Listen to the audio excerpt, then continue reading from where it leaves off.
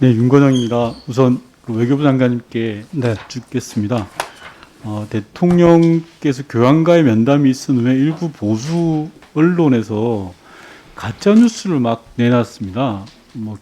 우리 청와대 발표에는 교황님의 방북 의사가 있는데 교황청에서는 그런 내용이 없다라는 이야기도 있고, 아까 존경하는 정진석 의원님도 그런 질의를 하셨는데요. 제가 간단하게 확인을 해볼게요.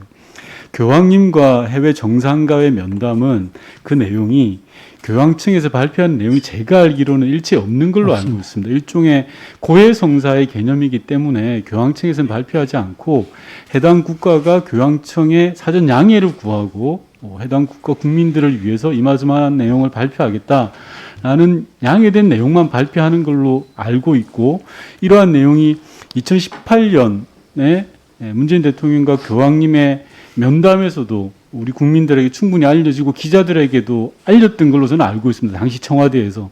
그런데도 불구하고 가짜뉴스가 횡행하고 있거든요. 제가 방금 말씀드린 이 프로토콜이 맞는 거죠, 장관님? 그렇습니다. 이번에도 그렇게 교황청과 양해하고 우리가 발표했습니다. 네, 그렇습니다. 가짜뉴스 부분에 대해서 그냥 간단하게 지적 차원에서 질문을 했고요. 통일부 장관님께 여쭙겠습니다. 오늘 아침 조간을 보면 한국 정부가 북한 정권에 맞서는 국내 조직을 탄압하고 있다, 이런 식으로 해서 보도가 됐습니다. 이게 뭐냐 그러면 북한 관련 단체들이 미국이나 이런 국가의 특정 매체들에 기고를 하고 이 기고한 내용이 다시 우리 국내 언론에 소개되고 하는 일종의 이런 메커니즘을 갖는 겁니다. 즉 이런 것 속에서 지난번 우리가 겪었던 전담 방지법 관련해서도 그렇고 이번 보도도 그렇습니다.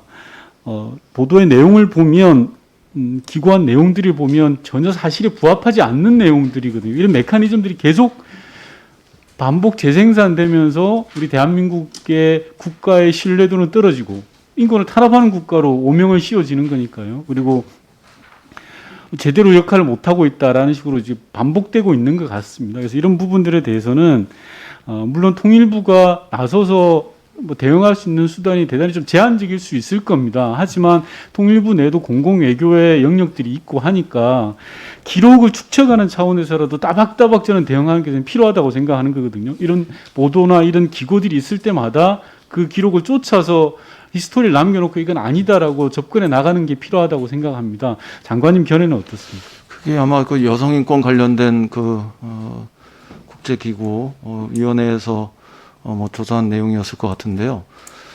거기에 사실 탈북 단체에 대한 탄압이라든가 대북 전단 문제가 들어간 거에 대해서 전 사실 납득하기는 어렵습니다. 왜 그런 것이 됐는지, 그리고 또 익명의 단체가 어떤 이야기를 했다고 그러는데 그런 점도 납득하기 어려운 측면이죠. 그러나 어쨌든 그 해당 정부의 의견을 묻는 절차들이 있어서 외교부를 통해서 저희 통일부한테 문의가 왔기 때문에 그에 대해서 사실을 분명하게 적시하고 또 왜곡된 관점이나 이런 부분들에 대해서는 바로잡는 절차를 저희들은 밟으려고 합니다. 그리고 그게 완료되면 우리 국내에도 알릴 수 있는 기회를 찾아보겠습니다. 예, 저 그렇게 생각합니다. 미국이라도 이 메커니즘이 빤하지 않습니까? 이제 한국에서 기고문을 내고 미국의 특정 언론 몇 군데서 받아내면 그걸 다시 우리 또 국내 언론이 또 소개를 하는 식입니다. 그게 저는 그렇습니다. 우리 언론이나 단체의 활동을 탄압하거나 방해하자 이런 게 절대 아닙니다.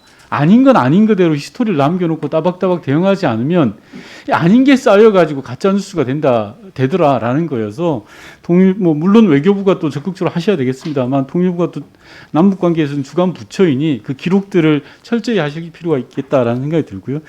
끝으로 외교부 장관님께 말씀드리면 오늘 요소수 문제가 나오고 있습니다. 이게 우리 정부로서는 여러 사정이 있죠. 중국이라는 외적 변수에 의해서 이게 작용되다 보니까 여러 어려움이 있습니다만 결과적으로 국민들이 불편함을 끼친 거에 대해서 아까 장관님께서 표현을 하신 것 같고요.